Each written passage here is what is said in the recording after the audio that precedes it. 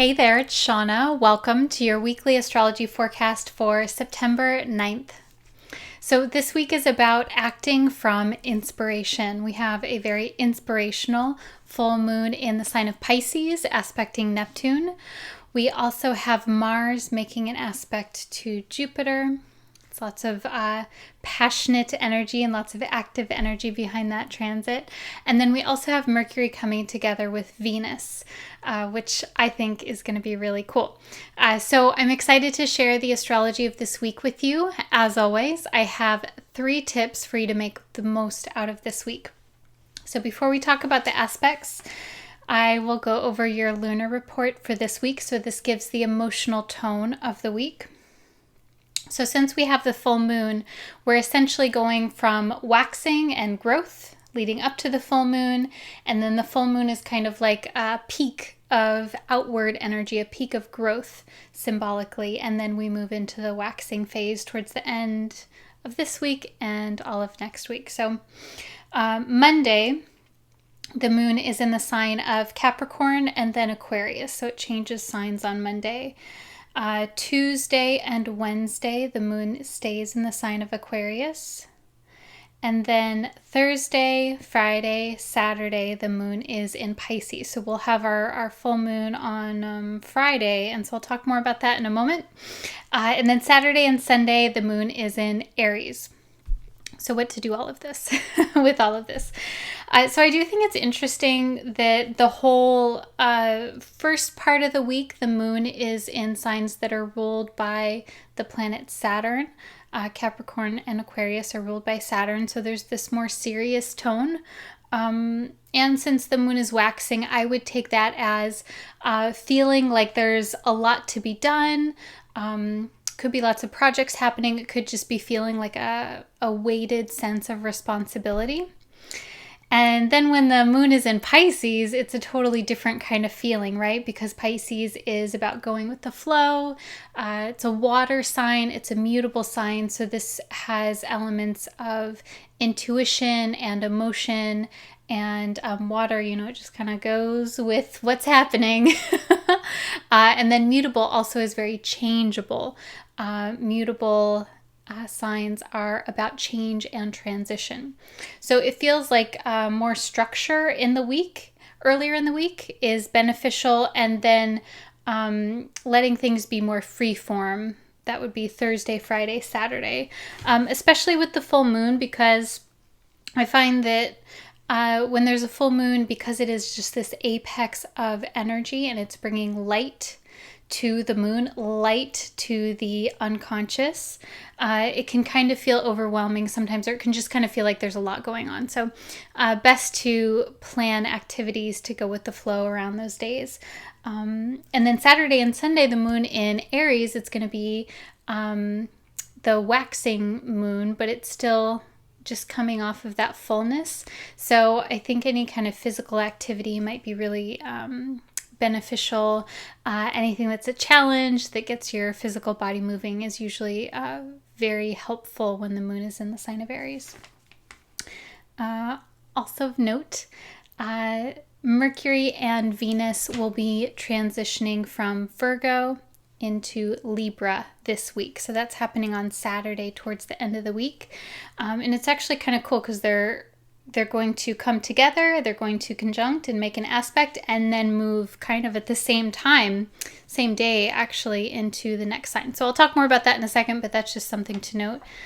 Signs that are planets that are changing signs this week. All right, so let's talk about the full moon. I'm going to share with you a quote that I feel is very appropriate for this moon. This is by Harriet Tubman. She says, "Every great dream begins with a dreamer. Always remember you have within you the strength, the patience, and the passion to reach for the stars and change the world." Beautiful, right? Very inspirational. And so of course, these themes around dream and inspiration, these are associated with the sign of Pisces. We have this full moon in the sign of Pisces that is happening Friday the 13th at 9:33 p.m. Pacific time. And it will be exact at 22 degrees of Pisces.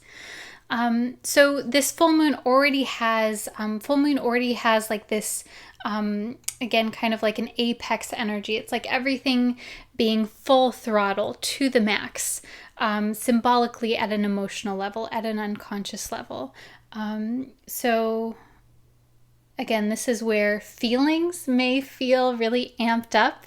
And this being in the sign of Pisces, it is said to heighten intuition. It's said to heighten emotional sensitivity and just kind of like being able to pick up on subtle energy. It's also highly creative, thinking about creativity as a spiritual act, because when we create something, that is one of the most spiritual things that can happen, because we're literally taking something that is not form and making it form. So that can be anything from a literal human being to an art project, things like this. So I share that with you because anything around creative acts can be really interesting to pursue when there is a full moon in the sign of Pisces. The other piece of this is that this full moon will be very close in relation to Neptune. So Neptune's at 17 degrees of Pisces. It moves super slow, so it's been hanging out there for a while. But whenever there is a lunation, a full moon, very close to one of the outer planets, it's always important to pay attention because it kind of flavors the feel of the moon. So in this case, it's Neptune, which has very similar themes as Pisces. Neptune is about spiritual connection. It's about fantasy and illusion and kind of like being in the not knowing. Neptune is also about surrender. Neptune can also show up in ways that are not so pleasant or that are kind of problematic. It can symbolize seeing things not as they are, or there being kind of confusion, or there even being deceit, where either there is someone that's deceiving you, or you just want to see everything so beautifully that you don't really see the reality of a situation. Other Neptune themes are, anything involving delusion or even addiction sometimes, in an effort to sort of like check out and not deal with everything. And of course, codependence as well. All of these themes can be wrapped up in Neptune. So what to do with that?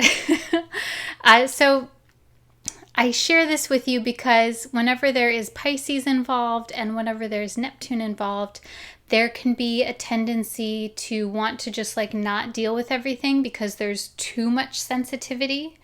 I don't know if you've ever experienced that, where maybe you're in a loud place or you have a lot to do and it just kind of feels like it's too much, like too much stimulus or too much on your brain. And so maybe you gravitate towards trying to do things to like just make it stop, to make the thoughts stop, or to, not have to deal with anything for a while.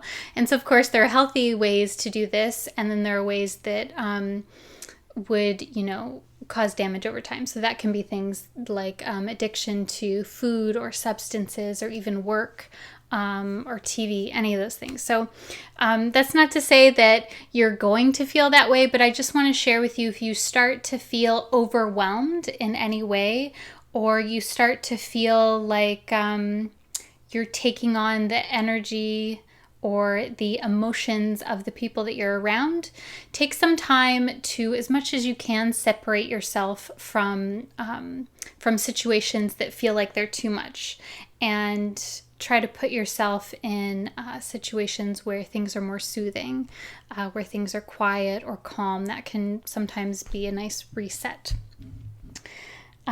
So that's that. The next aspect that's happening is we'll have Mars square Jupiter. And so this is a very different kind of feeling. So I'm wondering how it's going to manifest for us. So I have a quote for this aspect by Marian Wright Eldman. She says, "We must not, in trying to think about how we can make a big difference, ignore the small daily differences we can make, which over time add up to big differences we cannot foresee." And so I thought this was very appropriate for this particular aspect, because she's essentially talking about not losing yourself in this big, magnificent plan and then missing out on the things, the tiny things that you can do now in the here and now that could actually make a huge difference that you might not even know about. So this is classic classic Jupiter territory, because Jupiter is all about the big picture. The challenge with Jupiter is that sometimes when we're so focused on the big picture and we get so excited about something, we don't actually have all of the details lined up in order to get to that future path. And then, of course, Mars is all about taking action and initiating, and Mars is somewhat more of an instinctual and passionate energy. So it's not, again, really about the details itself. It is more like, okay, let's just do it. Let's do something. But this Mars is in the sign of Virgo right now when this is happening. So I think that we have the placement here in order to take action, Mars, in a way that is very thoughtful and focuses on the details that are needed, which is Virgo. So this being a square, it may indicate that there's a little bit of a tension, a kind of back and forth between these two pieces of the equation, wanting to really focus on the details, but then also needing to keep the big picture in mind. And what else do I want to say about that? The other piece of this is that Mars will be opposite Neptune this week as well. So it's kind of interesting. We're going back to that Neptune energy.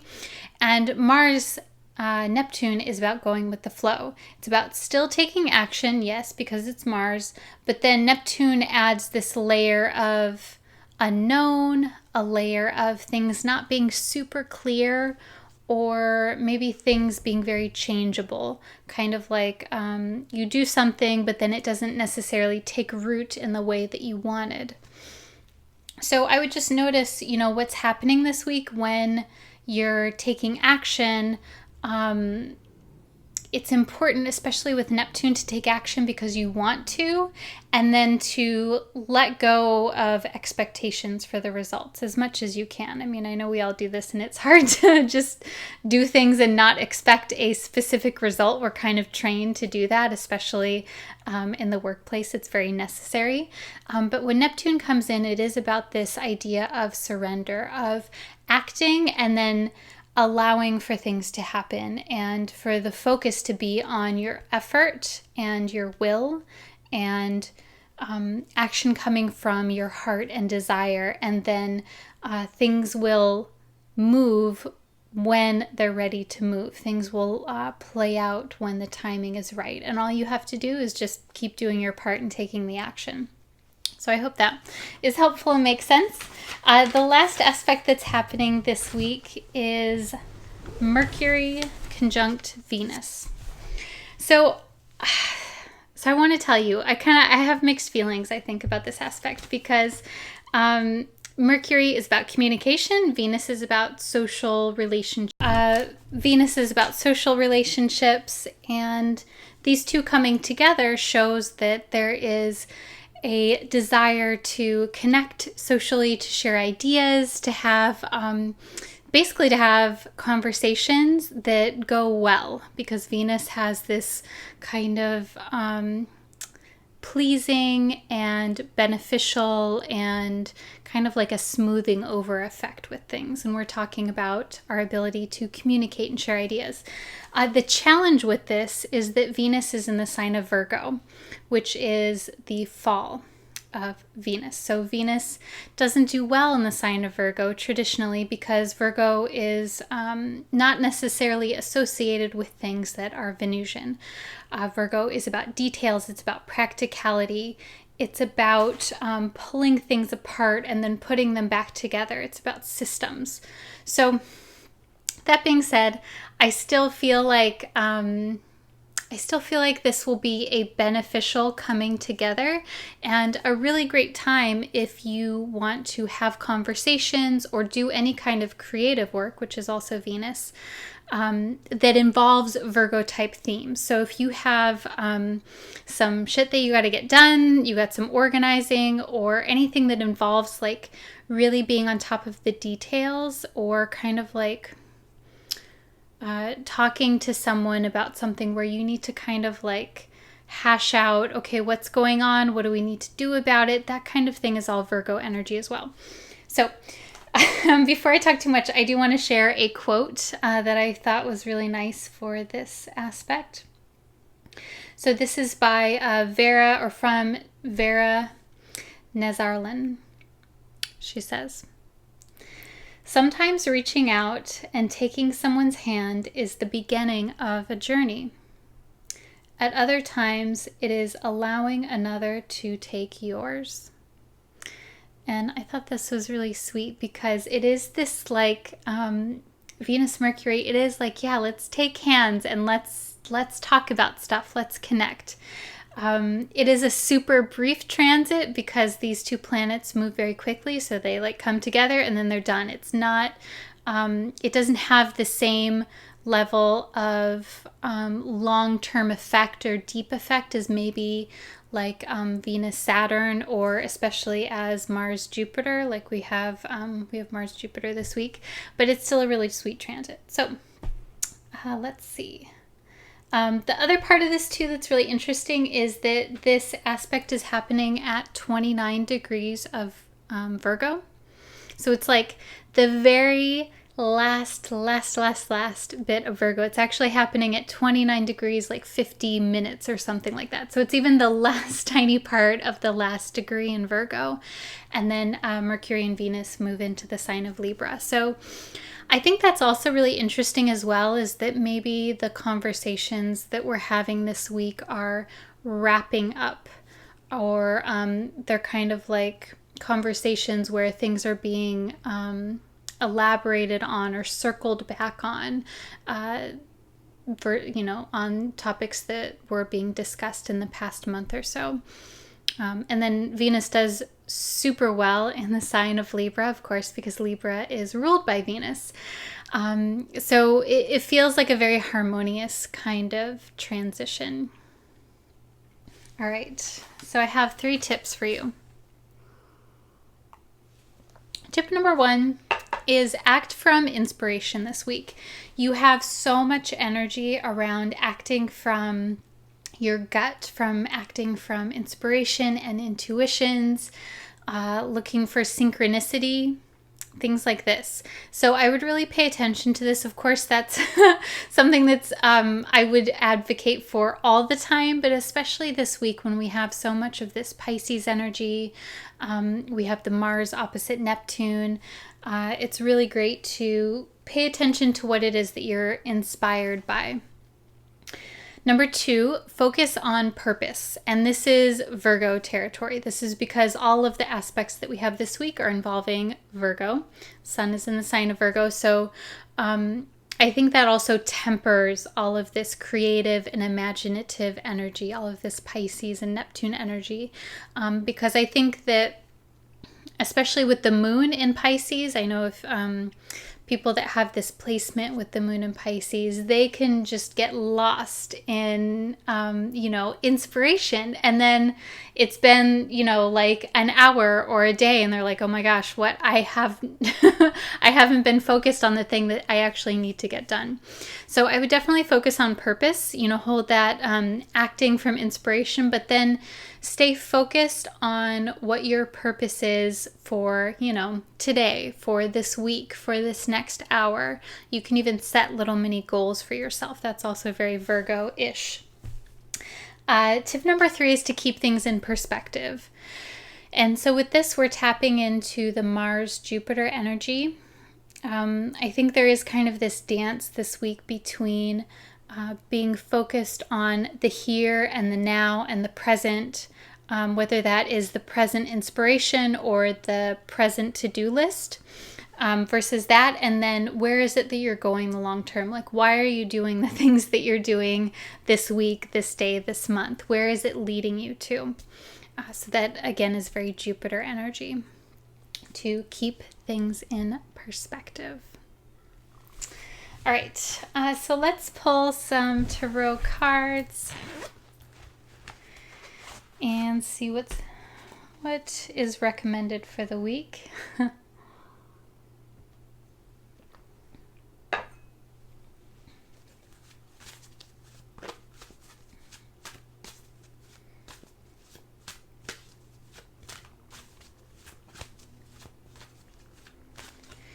So as always, if you have a particular topic or something that you really want clarity on or direction on, you can hold that in your awareness.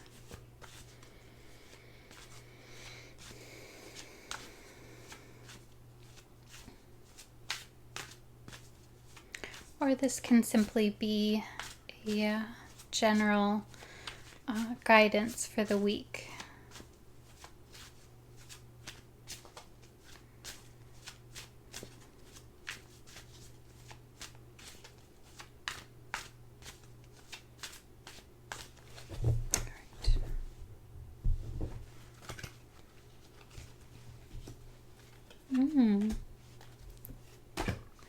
Ooh.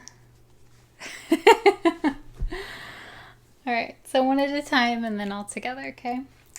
So card number 1 is the Queen of Pentacles. It's one of my favorite cards. The Moon. I swear I literally now just pulled these. It's very appropriate for, not just for the full moon, but for Pisces as well. And then the Sun. Moon and then Sun.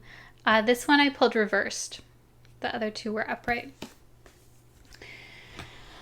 So I think what's really interesting with each of these is that we have this like this disc, this lighted disc. We have it in, she's holding the pentacle, and then we have the moon, and then we have the sun. So I find that really interesting.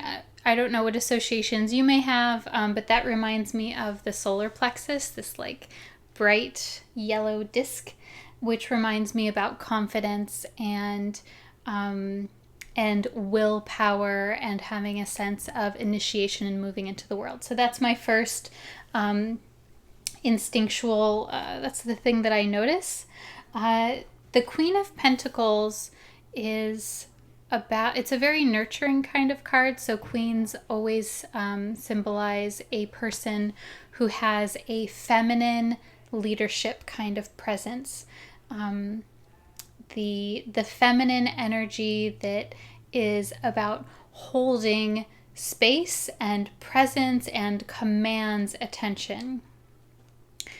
This being a pentacle, it is more about worldly matters, could be about money, could be about, living situation or the people in your life. But again, the queen typically symbolizes an individual. So this could be you, it could be someone in your life. And I always love with the Queen of Pentacles, it has the little bunny. So between the bunny and it being the pentacles and she's in this beautiful garden, this card is very much about abundance and commanding a presence and having all of the things that you need in order to create. So that's that. The moon is kind of a tricky card because the moon comes up when there is something that is hidden, or there's a journey that someone is going on, like the little lobster is crawling out of the ocean.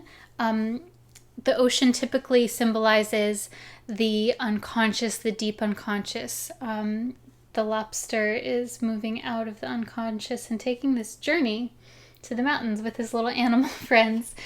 So this, it feels like there's something maybe that is going to be revealed this week, or something maybe that you want to explore. Maybe you want to do a little bit reflection on